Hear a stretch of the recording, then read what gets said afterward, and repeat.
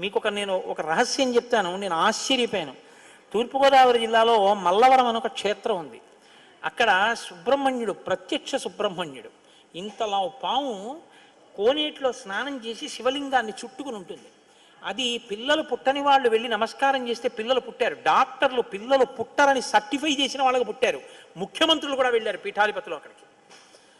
ఆ పాము కారణాంతరాల చేత శివలింగానికే తల కొట్టుకుని శరీరం వదిలితే ఇప్పుడు అలాగే ప్రతిష్ఠ చేశారు. అక్కడ నేను ఆశ్చర్యపోయింది ఏంటంటే, నాకు ఆ దేవస్థానం ధర్మకర్త ఒక ఆయన వచ్చి ఒకసారి ఓ మాట చెప్పారు. బిడ్డలు పుట్టరు అని డాక్టర్లు చెప్పేసినటువంటి వాళ్ళు సుబ్రహ్మణ్య షష్ఠి నాడు ఈ దేవాలయం వెనకాల పడుకుంటారు, వచ్చి బోర్లా పడుకుంటారు ఆడవాళ్ళు.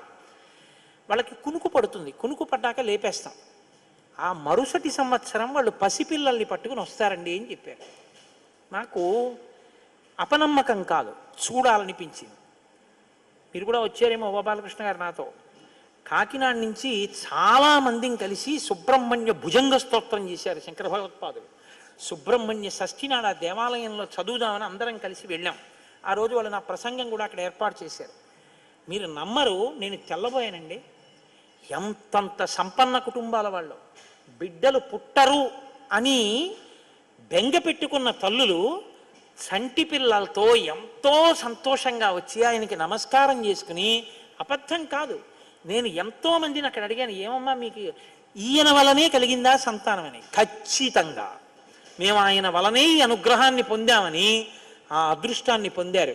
మహానుభావుడు సుబ్రహ్మణ్యుడు అంటే. ఆయనకి నమస్కారం చేస్తే ఎంత స్థితినైనా ఇస్తాడు. అందరికీ నమస్కారం. నేను మీ నవీన్. ఈరోజు మనం ఈ కాకినాడ సిరీస్లో ఇది మనకి డే 2 అన్నమాట. డే 1లో మనం కుమారరామ భీమేశ్వర ఆలయాన్ని దర్శనం చేసుకొని ఈరోజు మనం పిఠాపురంలోని కుక్కుటేశ్వర ఆలయాన్ని కూడా దర్శనం చేసుకున్నాం. ఇప్పుడు మనం పిఠాపురం నుంచి మనం మల్లవరం సుబ్రహ్మణ్యేశ్వర స్వామివారి గుడి దగ్గరికి అయితే వెళ్ళబోతున్నాం. పిఠాపురంలోని కుక్కుటేశ్వర స్వామివారి గుడిని దర్శనం చేసుకొని ఇప్పుడు ఎట్ ప్రెసెంట్ అయితే నేను ఉప్పాడ సెంటర్లో అయితే ఉన్నాను. కుక్కుటేశ్వర స్వామివారి నుంచి ఒక 1.5 కిలోమీటర్ డిస్టెన్స్లో అయితే ఉంటుంది ఈ ఉప్పాడ సెంటర్. ఈ ఉప్పాడ సెంటర్ దగ్గర నుంచి మనకి మల్లవరం సుబ్రహ్మణ్యేశ్వర స్వామివారి గుడికి వెళ్ళడానికి అయితే మనకి డైరెక్ట్గా అయితే మనం వెళ్ళలేము. ఇక్కడి నుంచి మనం ఫస్ట్ చెబ్రోలు అయితే వెళ్ళాల్సి ఉంటుంది. చెబ్రోలు నుంచి మళ్ళీ ఇంకొక షేరింగ్ ఆటోస్ అయితే ఉంటుంది. ఉప్పాడ సెంటర్ టు చెబ్రోలు మనకి డైరెక్ట్ ఆటోస్ అలాగే బస్సెస్ కూడా అయితే అవైలబుల్గా ఉన్నాయి. చెబ్రోలు నుంచి మనకి షేరింగ్ ఆటోస్ అయితే అవైలబుల్గా ఉంటుంది. ఆ శరవణ తటాకం హిమవత్ పర్వత ప్రాంతంలో ఉంది. నువ్వు నా కడుపున పుట్టకపోయినా ఆఖరణ పుట్టేటప్పుడు మాత్రం ఆ శరవణ తటాకం దగ్గర నుంచి పుట్టాలి.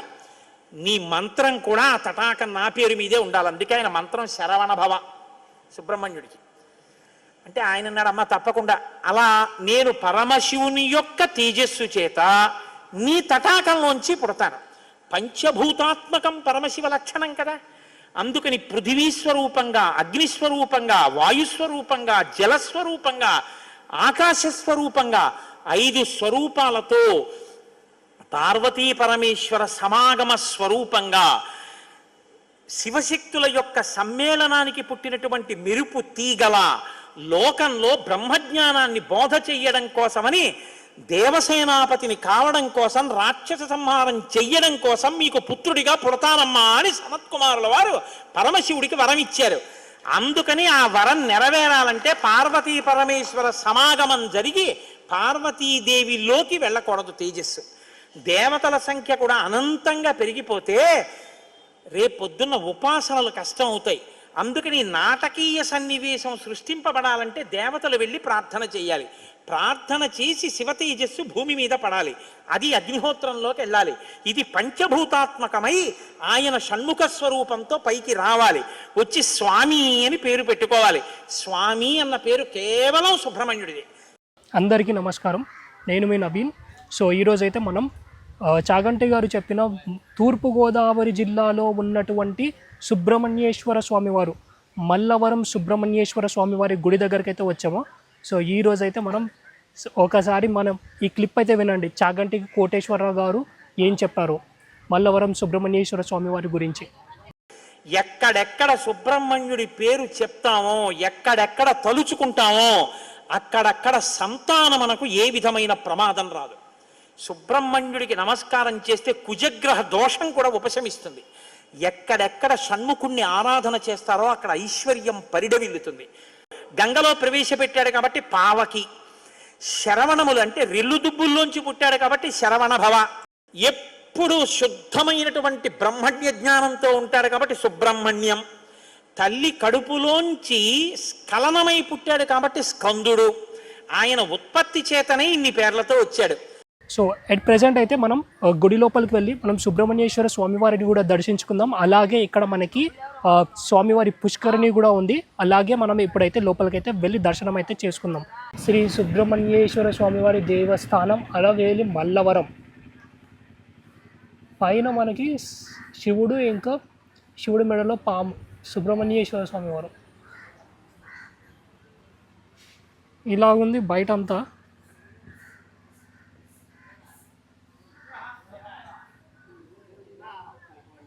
సో ఇప్పుడైతే లోపలికి వెళ్ళి దర్శనం చేసుకుందాం. పార్వతీ పరమేశ్వరుల యొక్క కుమారుడు కనుక ఆయనకొక్కడికే కుమారహ అన్న నామం. స్వామి అన్న పేరు కేవలం సుబ్రహ్మణ్యుడిది. మనం వెంకటేశ్వర స్వామి అంటాం, మంచిదే, నేను తప్పని నేను అంటలేదు. కానీ ఒక్క స్వామి అంటే మాత్రం సుబ్రహ్మణ్యుడే. ఎక్కడెక్కడ సుబ్రహ్మణ్యుడి పేరు చెప్తామో, ఎక్కడెక్కడ తలుచుకుంటామో అక్కడక్కడ సంతానమునకు ఏ విధమైన ప్రమాదం రాదు. సుబ్రహ్మణ్యుడికి నమస్కారం చేస్తే కుజగ్రహ దోషం కూడా ఉపశమిస్తుంది. ఎక్కడెక్కడ షణ్ముఖుణ్ణి ఆరాధన చేస్తారో అక్కడ ఐశ్వర్యం పరిడవిల్లుతుంది. ఈ గుడికి విశిష్టత ఏంటంటే, ఎవరికైతే మన పిల్లలు లేక బాధపడుతున్నారో వాళ్ళు వచ్చి ఇక్కడ పూజ చేసి, అలాగే ఇక్కడ నదిలో స్నానం చేసి ఒక రోజు నిద్ర చేయాలన్నమాట.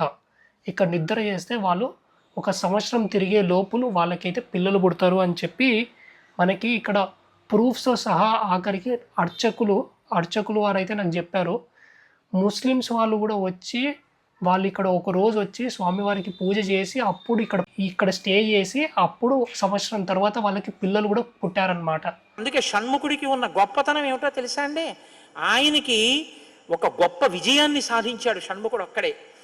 శైవ వైష్ణవాలు రెండూ కూడా వియ్య పొందేట్టు చేశాడు. శ్రీవల్లి దేవసేన ఇద్దరు శ్రీ మహావిష్ణువు యొక్క కుమార్తెలు. ఆయన మేనల్లుడు కదండి, మరి ఏదో పండగ సెలవులకు ఇంటికి వచ్చాడు. ఇంటికి వస్తే లక్ష్మీదేవి ఆయన్ని చూసి అందిట, మురుగన్ అంది. మురుగన్ అంటే మేనల్లుడు అని. మరుమగన్ అన్నట్టు విష్ణువు. మరుమగన్ అంటే చాలా అందగాడు అన్నట్టు. ఇద్దరు అలా అనుకోవడం ఎందుకో తెలుసా అండి? మన పిల్లలకు బాగుంటాడు. వల్లి దేవసేన ఇద్దరిని ఇచ్చి సుబ్రహ్మణ్యేశ్వర స్వామి వారికి కళ్యాణం చేశారు. వల్లీ దేవసేన ఇద్దరిని తనకి భార్యలుగా చేసుకున్నాడు కాబట్టి శైవ వైష్ణవాలు రెండు సుబ్రహ్మణ్యుడి వల్లే వియ్యం ఉంది. అంతటి మహానుభావుడు ఆయన. మహాజ్ఞాని, యుక్తకేశుడై గుండుతో గోచి పెట్టుకుని నిలబడి ఉంటాడు. ఇక్కడ మనకి నందీశ్వర స్వామివారు ఉన్నారు. నందీశ్వర స్వామివారికి ఆపోజిట్లో మనకి శివుడు అయితే ఉన్నారనమాట. అలాగే మనకి కరెక్ట్గా నందీశ్వర స్వామివారి వెనకాల మనకి ధ్వజస్తంభం అయితే ఉంది. ఇక్కడ ధ్వజస్తంభానికి మనకి నాగుపాము అయితే ఉందన్నమాట. ఇక్కడ మనకైతే స్వామివారు అయితే ఉంటారు. పెద్ద స్వామివారు అన్నమాట. పెద్ద నాగుపాము అయితే ఉంటుంది. నాగుపాము ముందర మనకైతే శివలింగం అయితే ఉంటుంది. ఒకప్పుడు ఆ శివలింగానికి పాము చుట్టుకొని ఉండేదన్నమాట. ఎట్ ప్రెజెంట్ ఆ పాము కొన్ని సంవత్సరాల తరువాత అదే శివలింగానికి ప్రాణం విడిచిపెట్టింది. సో అది దీని స్టోరీ. అండ్ నాదైతే ఇప్పుడే స్వామివారిది దర్శనం కూడా అయ్యింది. చాలా అంటే చాలా బాగా జరిగింది స్వామివారి దర్శనం. ఒక నాగుపాము ఎలా అయితే ఉంటుందో అలాగుంటారనమాట స్వయంభూగా మన సుబ్రహ్మణ్యేశ్వర స్వామివారు. సో ఈ గుడి దగ్గర మనకైతే ఇక్కడ యాగశాల ఉంది. అంటే యాగం చేస్తారు, మోస్ట్లీ చండీ హోమం అలాంటివి అయితే చేస్తారు. అలాగే ఇక్కడ మనకి నవగ్రహ మందిరం కూడా ఉంది. సో ఇక్కడికి వెళ్ళి మనం అయితే చూద్దాం ఫస్ట్ అయితే నవగ్రహం గుడి.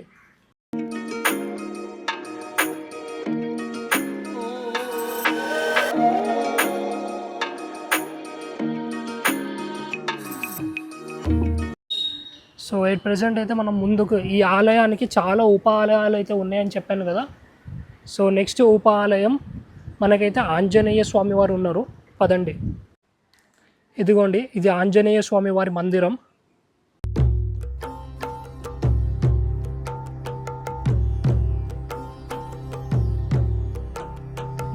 शिवस्नेह न तु शिवप्रेम नोऽयं दयावान करुणाकर न वा प्रार्थना। సో ఇప్పుడైతే నాది ఆంజనేయ స్వామి వారి దర్శనం కూడా అయిపోయింది.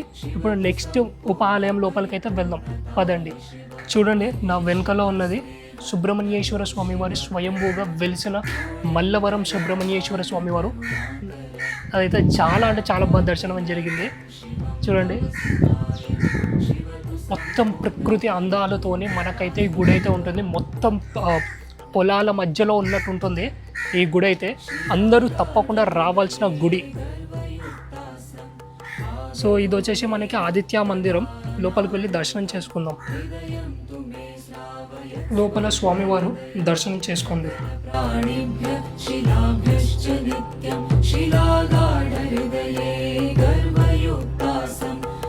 అగ్నిలో శివవీర్యం చాలా కాలం నిలవ ఉంచబడి అగ్నిహోత్రుడు గంగలో ప్రవేశపెట్టాడు కాబట్టి పావకి.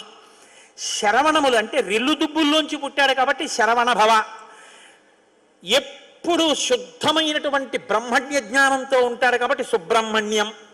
తల్లి కడుపులోంచి స్ఖలనమై పుట్టాడు కాబట్టి స్కందుడు. ఆయన ఉత్పత్తి చేతనే ఇన్ని పేర్లతో వచ్చాడు. సో ఇది వచ్చేసి మనకి లక్ష్మీనారాయణ స్వామి వారి మందిరం. సో ఇప్పుడైతే మనం లోపలికి వెళ్ళి దర్శనం చేసుకుందాం పదండి. లక్ష్మీనారాయణ స్వామి వారిని దర్శనం చేసుకోండి.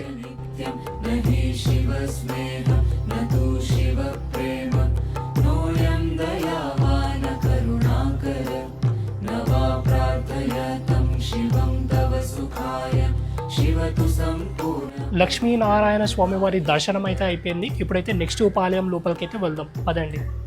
ఈ టెంపుల్ వచ్చేసి మనకి భద్రకాళి సమేత వీరభద్ర స్వామి వారి మందిరం అన్నమాట. సో ఇప్పుడైతే లోపలికి వెళ్ళి దర్శనం చేసుకుందాం పదండి.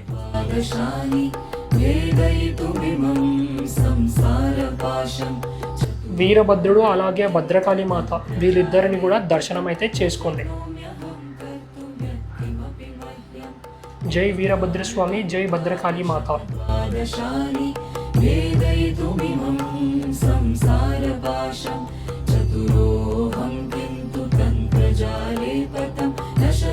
ఇప్పుడైతే మనది వీరభద్ర స్వామి సమేత భద్రకాళి మాత గుడి దర్శనం అయితే అయిపోయింది. కరెక్ట్గా గుడికి రైట్ సైడ్లో మనకైతే ఇక్కడ లాడ్జ్లు అయితే ఉన్నాయి. ఎవరైనా వచ్చి ఉండాలనుకున్న వాళ్ళకైతే ఇక్కడ మనకైతే రూమ్స్ కూడా అవైలబుల్గా ఉన్నాయన్నమాట. సో ఇదే అన్నమాట. సో వచ్చిన భక్తులు ఇక్కడైతే ఉండొచ్చు, స్టే చేయొచ్చు. ఇప్పుడైతే మనం కోనేరు కూడా ఉంది. సో కోనేరు దగ్గరికి వెళ్తూ అలాగే అక్కడ మనకి సుబ్రహ్మణ్యేశ్వర స్వామి వారి విగ్రహాలను కూడా ప్రతిష్ఠించారంట. సో అవి కూడా చూద్దాం.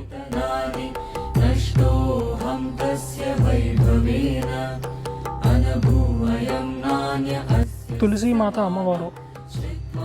సో తులసి మాత కరెక్ట్గా ఇక్కడ మనకైతే పెద్ద కోనేరు అయితే ఉంది. సో ఇప్పుడైతే మనం కోనేరుని అయితే చూద్దాం.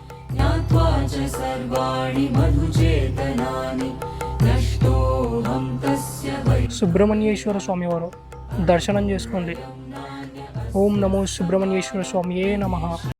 ఆయనే తరువాతి కాలంలో కేవలం పాలు తాగి పెద్దవాడైపోయాడు అంతే. అయిపోగానే ఆయన్ని దేవసేనకి తీసుకొచ్చి పట్టాభిషేకం చేసేశారు. సేనాధిపతి అయిపోయాడు. తారకాసుర సంహారం చేశాడు. దేవతలందరూ సంతోషించారు.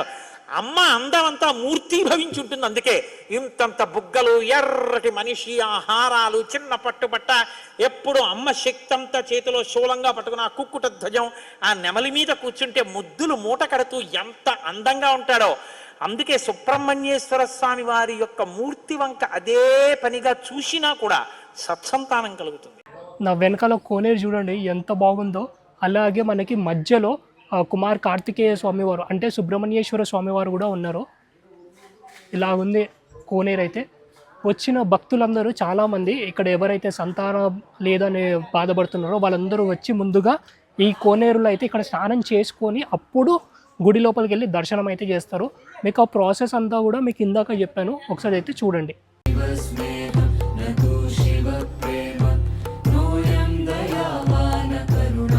ఇక్కడ భోజన సౌకర్యం అయితే ఏం లేనట్టుంది. ప్రజెంట్ అయితే మనం ఇక్కడే సుబ్రహ్మణ్యేశ్వర స్వామి వారి గుడిలో అయితే ఉన్నామన్నమాట. సో నాకైతే చాలా అంటే చాలా బాగుంది. అలాగే అక్కడ మీకు ఇందాక చూపించలేనట్టున్న సుబ్రహ్మణ్యేశ్వర స్వామి వారి చాలా విగ్రహాలు ఉన్నాయి. అక్కడికి వెళ్ళి ఇప్పుడు మీకు చూపిస్తాను పదండి. కోనేరు పక్కకే ఉంటుంది ఆ విగ్రహాలు కూడా. కోనేరు ఇక్కడ ఉంది కదా, కోనేరు నుంచి ఇలాగ నడుచుకుంటూ అయితే రావాలన్నమాట. ఇలాగ నడుచుకుంటూ వస్తే మనకి ఇక్కడ ఉంటుంది. ఇదిగోండి, వెళ్ళి ముందుకెళ్ళి చూపిస్తాను. కార్తికేయ సినిమాలో ఎలాగైతే ఉంటుందో కోనేరు నుంచి మనకి గుడి అయితే ఉంటుంది. నాకైతే చాలా అంటే చాలా బాగా నచ్చింది ఈ టెంపుల్ అయితే.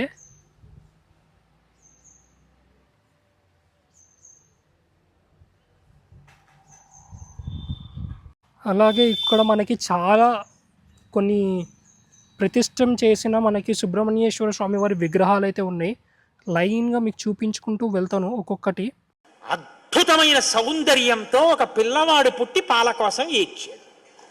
అమ్మయ్యా, పుట్టాడు రా పిల్లాడు, శివపుత్రుడు జన్మించాడు, మన బాధలు తీరాయని వాళ్ళందరూ పొంగిపోయారు.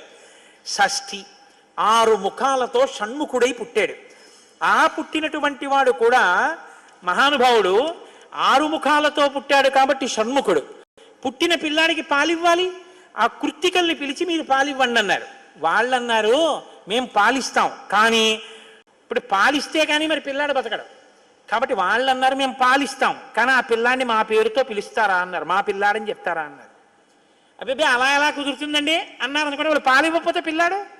అందుకని వీళ్ళు వెంటనే దేవతలు అందరూ అన్నారు కార్తికేయుడు కార్తికేయుడు అన్నాం కదా, ఇవ్వండి పాలన్నారు. అలాగే మనకి ఇక్కడ చూస్తున్నట్టయితే ఇక్కడ మనకి మొత్తం 6 సుబ్రహ్మణ్యేశ్వర స్వామివారి విగ్రహాలు అంటే నాగుపాములతో ఉన్నవైతే పెట్టారనమాట. ఇక్కడ చూస్తున్నట్టయితే మీకు క్లియర్గా కనిపిస్తూ ఉంటాయి 6 సుబ్రహ్మణ్యేశ్వర స్వామివారి విగ్రహాలు కూడా చాలా అంటే చాలా బాగున్నాయి.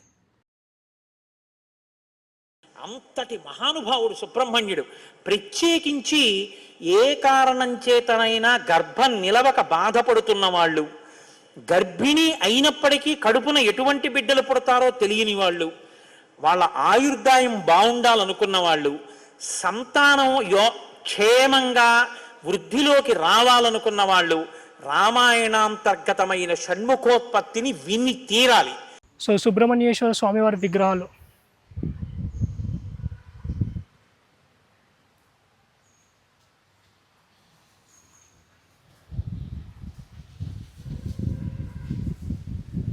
ఇక్కడ మీకు కనిపిస్తున్నాయా? ఇవేంటో నాకు తెలియడం లేదు. ఇక్కడ చెట్టుకు అయితే కట్టారనమాట. మొత్తం అన్నీ అవే ఉన్నాయి. ఈ చెట్టుకి కొన్ని 3 రాయిలు అయితే కట్టారనమాట. ఇక్కడ మీకు కనిపిస్తున్నట్టయితే సో మీకు చూపిస్తా. ఇదిగోండి, ఈ చెట్టుకి మొత్తం అన్నీ ఇట్లా కవర్తోని 3 రాయిలు అయితే కట్టారనమాట చెట్టు మొత్తాన్న.